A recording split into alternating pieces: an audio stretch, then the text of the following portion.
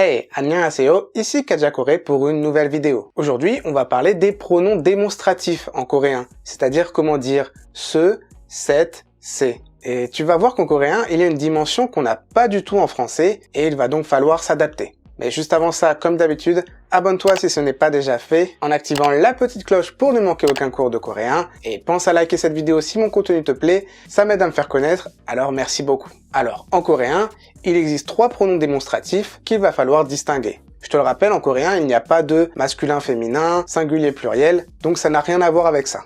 Donc en français, c'est une notion qu'on n'a pas tellement, mais en coréen, le pronom démonstratif change en fonction de la distance qu'il y a entre l'objet et nous-mêmes ou entre l'objet et notre interlocuteur. Donc voici ces 3 pronoms démonstratifs. Si l'objet est proche de soi, alors le pronom démonstratif est i.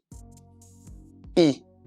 Si l'objet est proche de notre interlocuteur, celui à qui on parle, alors le pronom démonstratif est que. Que.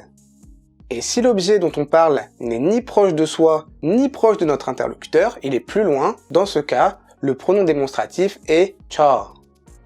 저. Alors voyons un exemple. On va traduire en coréen « ce sac est joli ». Premier cas, j'ai un sac, je porte un sac, et je veux dire « ce sac est joli ». Comme le sac est près de moi, le pronom démonstratif est 이. Donc on dira « 이 가방은 예뻐요 ». 이 가방은 예뻐요.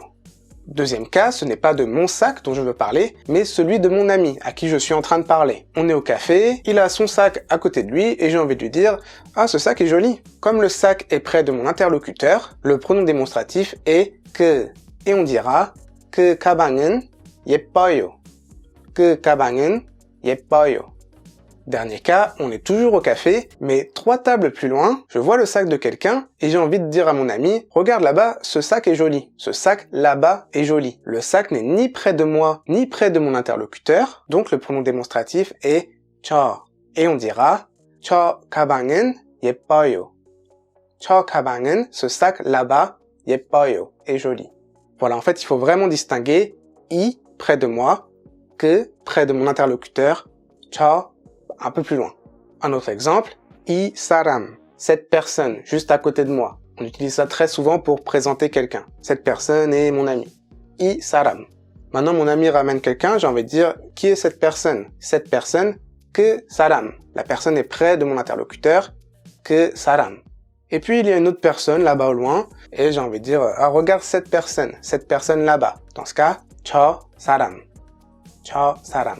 Alors, petite parenthèse, il y a un autre cas où on utilise « que ». C'est pour désigner une chose dont on a parlé dans la phrase précédente. Et on le fait aussi en français.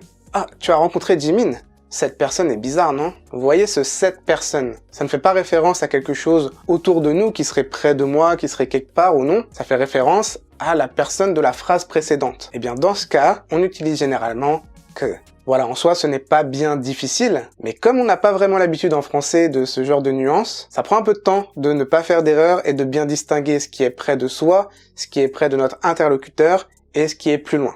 Mais ça vient avec l'expérience, pas d'inquiétude. En description, tu retrouveras le cours lié à cette vidéo qui est disponible sur le site kajakoree.com avec plein de cours de coréen gratuits. Et si tu veux en savoir plus, tu peux devenir premium sur le site. Tu auras accès à des cours très complets avec les audios de plein de phrases d'exemple, de nombreux exercices, des quiz de vocabulaire. Bref, si tu veux progresser rapidement en coréen, je te conseille d'y jeter un œil, le lien est dans la description. Voilà, si cette vidéo t'a plu, n'hésite pas à la partager, à laisser un pouce en l'air et n'oublie pas de t'abonner. Quant à moi, je te dis à la prochaine pour une nouvelle vidéo, c'était Kaja Corée. 다음에 봐요.